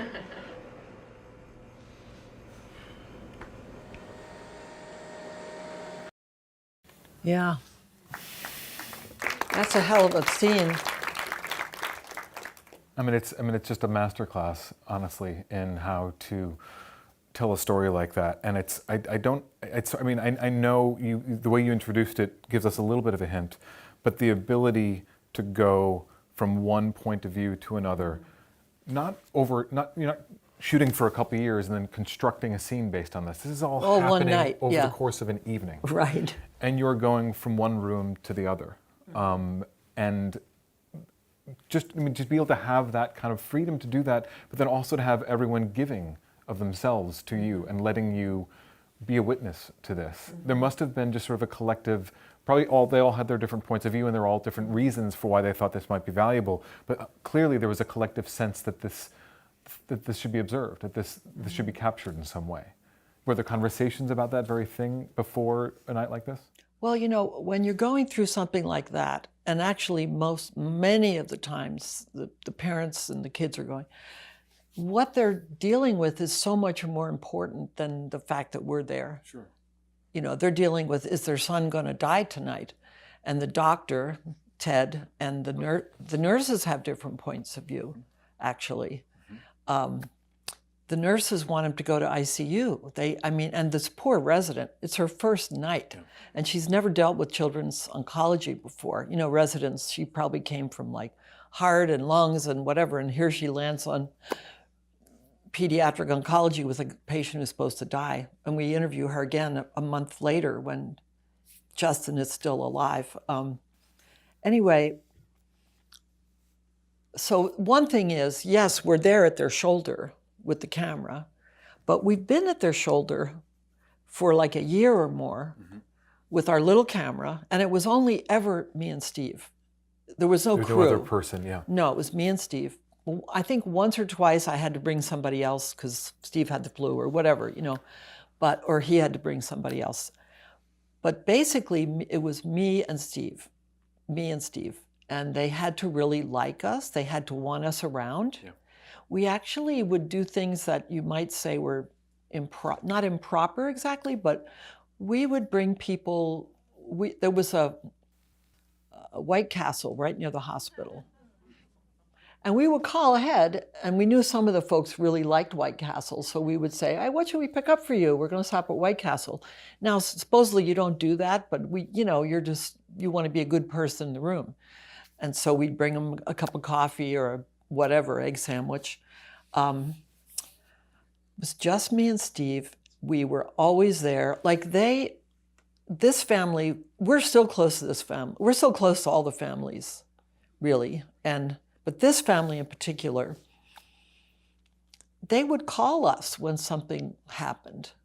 In this case, yeah, we were in Brooklyn for Christmas, and they called, the mom called, Debbie, and said, you know, Justin is not doing well. I think you better come back. And we literally got in the car and drove back. Anyway, things happened over Christmas and New Year's. I think it was just us being there and trying to be good people in the room. You know, sometimes they say when you're doing verite work, this was the rule that I learned from other people, which we didn't follow, which is you're just a blank slate. Yeah. You just observe, you don't have a reaction, you're just, you know, but that would not have worked in those rooms. You have to be a person they want in the room who like behind the mic, if I'm miking, which I mostly mic down, not like this, well, sometimes like this, you know, I'd be looking at them and responding and talking and joking, even though we kept the camera rolling. Anyway, we tried to be good people in the room. Talking about multiple points of view, yeah, we knew all the doctors, we knew all the nurses. We could glide, since there were just two of us, from one room to the next. You know, we'd hear the family's point of view. We'd go to the doc and say, what just happened? We always went to the nurse meetings. We always went to the doc's meetings. They were used to us being there. They were fine with it. This was a real precursor to American Factory. That's exactly yeah, what I was going to this was a real, this and the methadone film, by the way, where I learned how to be in a different culture than my own, how I learned how to be sort of laughed at and, you know, you can ask the dumb question. It's okay. Exactly right. Ask the dumb question. You know, yeah. So, yeah, this I think was part of the path that made it possible for me and Steve to deal with what we've discovered in American Factory. Yeah. Right. No, I mean, multiple points of view and trying to listen to everybody fairly. Sure. Not making a jerk out of anybody. Right. But then also there's the 360, getting all the points of view, but then also entering into spaces where maybe other filmmakers have not been permitted or not permitted to this degree. The sort of fluidity between the spaces in the hospital there. There's no door being closed. No, you really have to be willing to commit, though, to you are going to be there come hell or high water, if it's a year, if it's 2 years, if it's 3 years. And that's why you make films near where you live. Right? I mean, so you can just get in the car and go there. Right? That's a key to making this kind of film. Yeah. And this is also to relate to American Factory too. And I don't know how deep into other clips we're going to get. So I think it's worth just starting to talk about American Factory, which is that you know, in American Factory there is also this sense of, are you going to betray trust? Because you're earning this trust from all these different people. And like here in this situation, you're going from doctors or nurses meetings into speaking to the family. Is the family asking you what happened in that meeting? Are they asking you for information? How are you carrying more information at all times than kind of everybody else has? Sometimes we knew more than the parents did. We really did. We knew that everybody thought the child was dying. And the parents, well, you could kind of see that. They were there to save their kid. And that's true in a number of the kids. Yes, we were. Did we talk with them about it? No. I mean, no, not really. And, you know, they kind of knew not to ask us. I'm not sure, you know, again, they're so focused on their child, right? And the nurses and docs are so focused on their work. Everybody's working. That's another thing. It's like they're workers, the doctors, the nurses, the resident, they're all working. No, we didn't betray, I don't know, we didn't tell people what we knew. That was hard sometimes. You have to see the film. After you see the film, I could tell you because. But that was a challenge in American Factory then too, right? In this case, you were at times you were asked, or there was suspicion around what you did know, because you're carrying from right, so the administration to the workers, from the factory floor to the boardrooms. Administration, yes, but owner. But owner, yeah. Owner, manager, HR. We had to, the people, we observed some union meetings. You know what I mean? Like but we had to really keep, everybody had to know that we were going to be fair, that we wanted to hear their point of view. I mean, something we always ask people, you know, you realize everyone is going through something hard. Like this film, everyone is trying their best. Everyone's going through something hard. You can't judge them. Like, I learned so much about compassion and not judging people for the rest of my life. And I consider that a great gift. And so going into work with like the owner, the management, you know, I just knew they were all trying hard to make this thing succeed. And they all had, like I would ask people, what keeps you up at night? You know, what was your challenge today? What was your challenge yesterday? Or I heard this happened. How did you react to it? You know, I heard there was a huge flood in the plant. How did you react to it? And truly recognizing that they were all trying to do their best. I didn't feel like there were really enemies. Even though I know what side of the barricades I'm on, politically, you know, like all the white people in Lyon were Republicans. All the black people were Democrats. You know, did that come up? No, not really, but you know, I knew that. Most of the management and HR, most of them in factory were Republicans. Many of the workers were Democrats. That was not something we talked about. But we did, okay, I'll give this one example because it kind of shows you what we had to go through. So, you know, management and HR and those folks drive around on golf carts. This is a huge factory, an American factory. It's huge. And it's concrete floors, and you're wearing heavy boots with steel toes. And you're walking carrying a camera and a tripod. So sometimes one of the management people would go by and say, hey, you want to ride? You know, and at first we would say, oh yeah, thanks. You know, we'd get on the little golf cart and we'd ride back to, you know, the waiting room. But then we'd be whizzing by workers who knew us, and you could tell they were thinking, oh, they're with management, they're getting a ride, because the workers would never get a ride. And we realized we couldn't do that. Like we just realized, all of us, that we can't accept those kind of rides because we have to be neutral. We couldn't be seen just talking to union people. We had to talk to people who were not for the union. We couldn't just be seen, you know, we had to really be friendly and fair to everybody. That was years in the doing, but I think we did it. I don't know.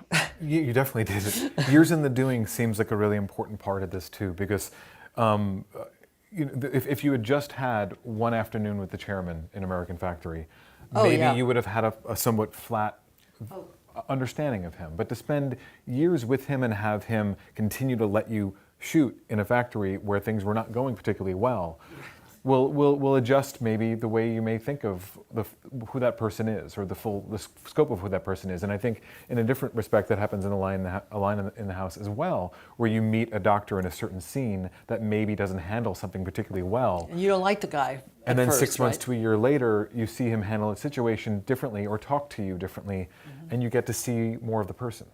It seems like time is a big part of this. Yeah, time and just letting people feel that you're going to be fair, that you're honest, that you really want to know. Oh yeah, yes, that happened. It's kind of like what we do, I guess, is try to be good listeners, be curious, not get too much in people's, I don't know, I guess I was going to say not getting too much in people's face, but actually we did a lot. We're like always there. And then with Factory, it wasn't just two of us.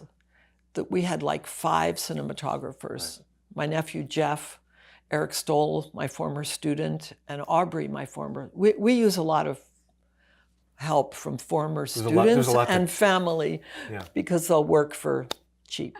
At least at first, until you get funding. Right. And then they get paid. They get paid. Yeah.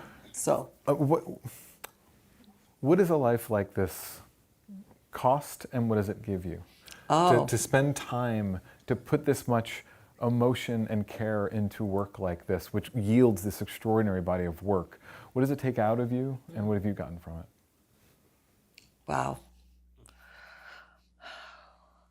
Well, I'm very proud of the films, and I'm very happy there's a retrospective that the Wexner Center did and the booklet that they did, and I'm very glad the films are getting rediscovered and people seem to be finding them relevant. But, I mean, it cost me my first relationship. It cost me many years of conflict with my daughter because of that. It cost me my health in some ways. I think, I'm a cancer survivor twice. Well, actually 3 times. I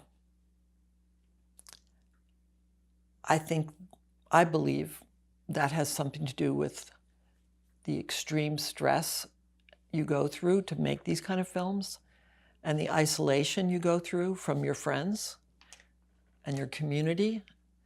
You don't see your family. Right. You don't see your friends. They don't know what you're doing. You kind of disappear. I think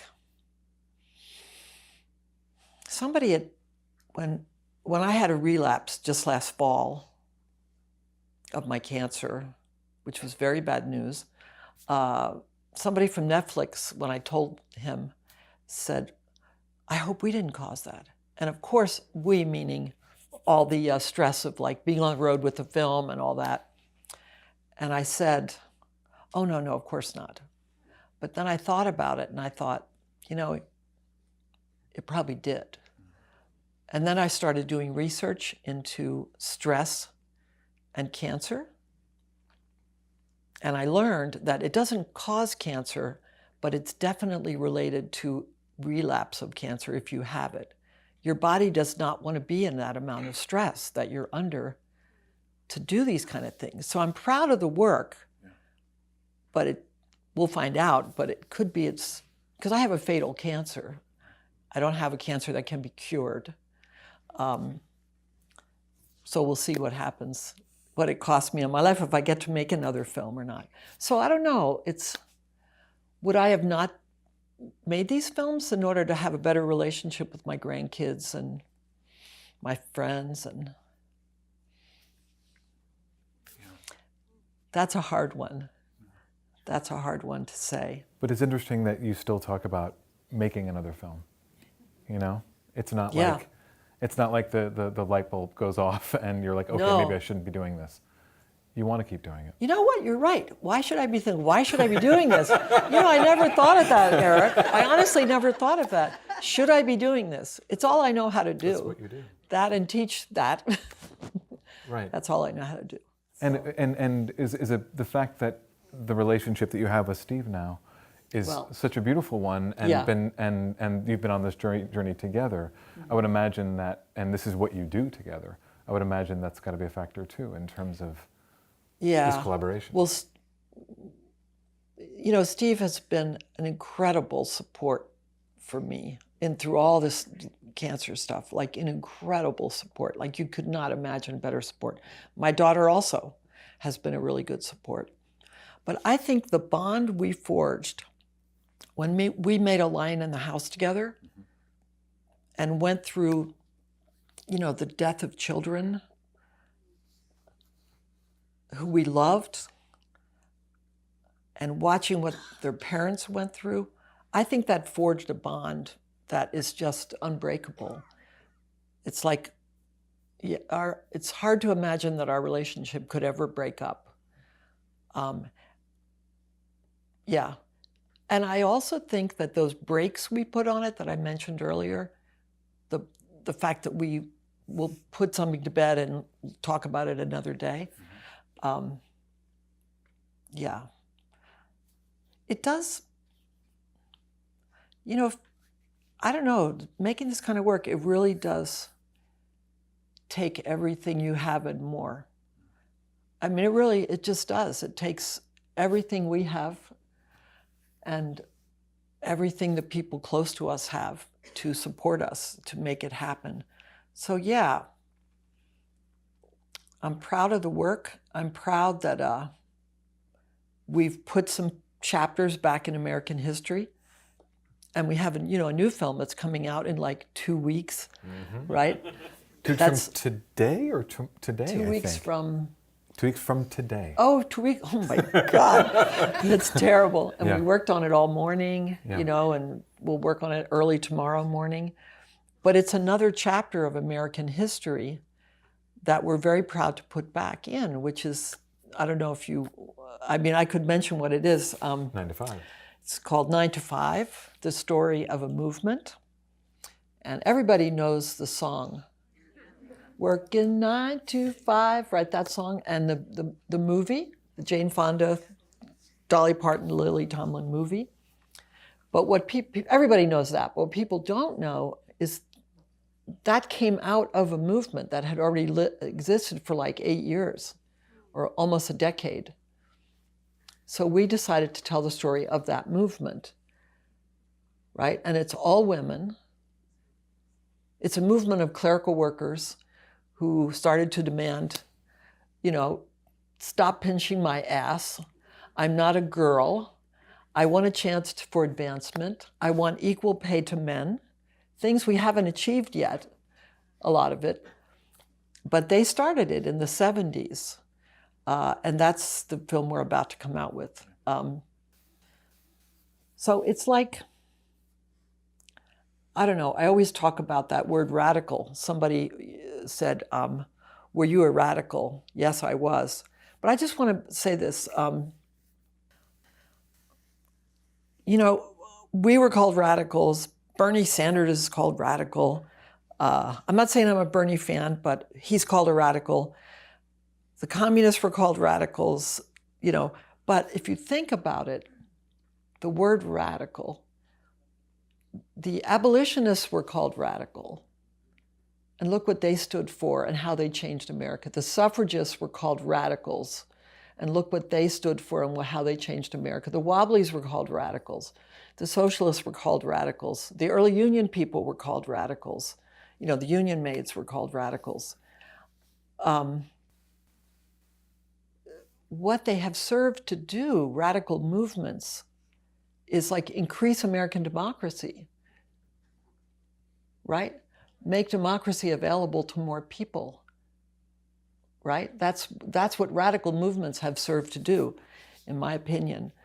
And if we've helped people understand that, the way the communists helped us get the 8-hour day and helped us get Social Security, right? And the way the union movement made a blue-collar middle class possible that I grew up with, and how the 9 to 5 people first used the word sexual harassment, right?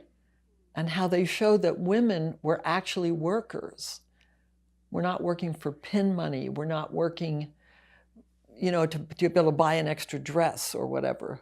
But they were real workers with real concerns. If we can put that perspective back into our sense of American history, I feel very proud of what we've done. And I like that we've made oral history films and cinema verite films. Yeah. You do what the situation demands,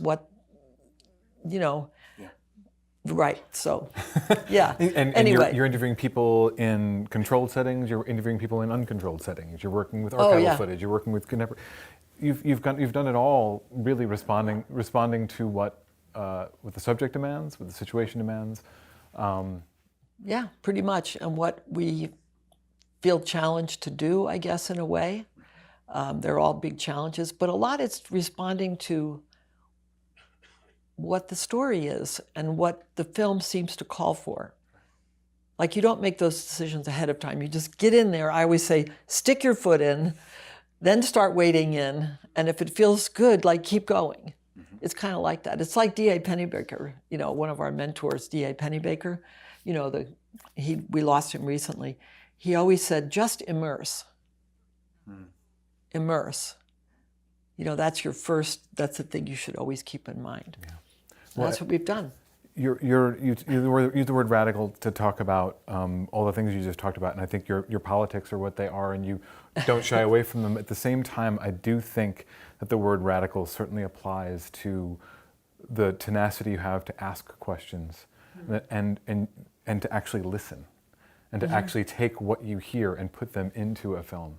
I think that, especially in 2020, I think since you began, but certainly now, I think it's quite a radical act to actually ask and listen and take and convey that experience to good. people. Yeah, it's true. We have 8 minutes till we have to leave the room. Oh my God. So I'm wondering if we should just convene in the lobby and talk, or whether we should talk for 2 questions. A few questions in here. We'll start, and then we'll continue after we recover. Thanks for listening, everybody. Yeah. This has been long. So we'll take a few questions. Thank you. This is awesome. I've enjoyed it. Yeah. Are there microphones? Are there questions? We have time for a few. Thank you so much for your talk and for all of the life that you've shared with us. I'm curious about the fiction phase. Oh yeah. It's easy to see that you were attracted to try something new, but what was it that you didn't find there? That, and not to talk about the film specifically, but what didn't you find that brought you back to fiction? To nonfiction. Sorry, to nonfiction. To bring you back to. Yeah. I'll tell you. I want to say 2 things, and that's a great question. One is that film is the most personal, you could say. The main character is a person who's kind of based on me, more than I sort of realized at the time, but it's kind of based on me. I hate to say that, which is probably why I don't want to watch it again. It's really about the 60s generation, fast forward, and it's falling apart, and where is our movement? And a relationship is kind of falling apart too at the same time, and blah, blah, blah. Anyway, the person is questioning even being a filmmaker.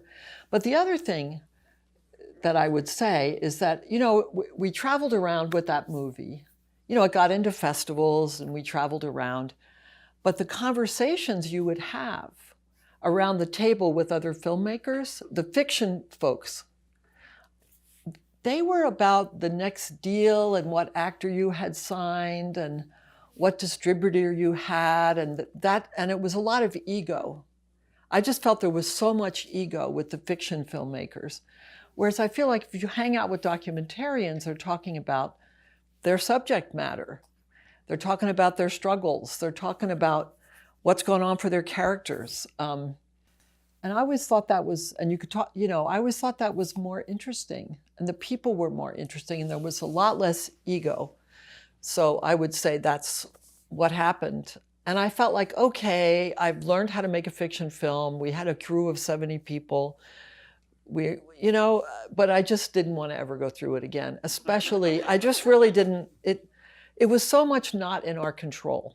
Like once I got to start the directing process, like once I said, can't we stop? There's a beautiful sunset going on. Can't we just stop all these cars and shoot it like you would do if it were me and Steve and there was a moonrise or a beautiful, we just stop a car and shoot it. No, we can't do that. We're on a schedule. Lunch is coming up. No, or whatever. So it was just not in our control. So I didn't like it.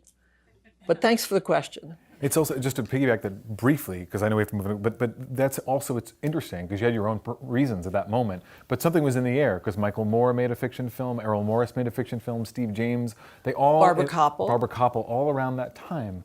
Yeah. Documentary filmmakers were experimenting in fiction. It's interesting. Yeah, there was something about wanting to prove yourself. And none of them were that successful. No, not a one. Actually, no, not a they one. weren't. Okay, yeah. I have a very quick question. There's such a profound sense of reciprocity in your work. Even though you're showing us other people, you're also there experiencing you. And it seems so consistent from one film to the next. I was wondering about American Factory or other films where you took a long time making it and being with these people. Did you ever show them clips, and did they see what they look like, and did that create problems? Because their ego then is part of the equation. Yeah, okay, I'm gonna, growing up female union maids we did show to them. Okay, we learned a lot. I mean, me and Steve have the definite practice of always showing the work, the film, to the people in it before other people get to see it, always. And with Lion, you have to see Lion because there's people who make, you see people who make very, what you would say as a viewer is like a bad decisions. And are not there for their kids, perhaps when they should be. And it was hard for them to see. But they all said, and they all saw, each family saw it separately with all their friends or whatever, and they all said, no, this is fair, this is fair. And they said, it's hard to watch, but it's fair. This is true. We showed Truck, The Last Truck, ahead of time. We showed Lion. We showed people who were in American Factory, which we're referring to. We didn't necessarily show them the whole film because it's like almost 2 hours long. And there were so many people, but we showed them any part they were in before the film came out. We wanted to make sure they didn't feel they would get fired. We wanted to make sure they didn't feel we were misrepresenting them. So everybody saw it. The company saw it before it was done, which we thought was the honorable thing to do. We had a handshake agreement on that. They saw it twice before it was done. And I think it made them uncomfortable. I think they were like, their butts were, squiggling in the chair. They didn't like it. But they also said it was fair. They had to admit all of that happened. They were not gotcha moments. They were not like, it only happened once, but we got it on camera, so we're going to put it in there. It was more like this was the way things happened at the plant from all the different levels. So no, they didn't ask us to cut out anything like that. We were surprised at that. I will say we were surprised at that. But actually, the chairman, who I admire and respect in a lot of ways, even though he's a ruthless capitalist. He is. But, there are a lot of ruthless capitalists around who we should be calling to account, which I think our film does call him to account. He threw us a big party at the plant just a couple days ago. Where there were workers, we invited a bunch of workers there.